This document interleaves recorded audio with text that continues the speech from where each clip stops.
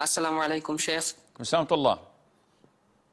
Sheikh, is it permissible to watch football matches where the our support teams where the players wear a cross or have tattoos on their body? This is something on them, which is haram on them. It's like saying to me, is it permissible to go and buy from a grocery shop where the person selling the items is clean shaven, or he has qaza on his head, he has a mohawk haircut, or he drinks and eats with his left. These are things on him, different on him. Watching football matches, to begin with, is a waste of time. This is what I said long time ago. I don't do it with the grace of Allah Azza wa Jal.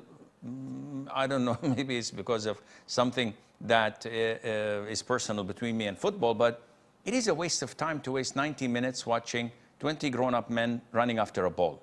As I said many, many times, buy each one a ball, let them not fight, let them go and play, maybe give them a cookie and they'll go away.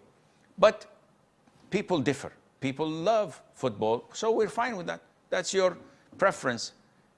Is it halal or haram to watch? Some scholars say it's haram because it's a waste of time.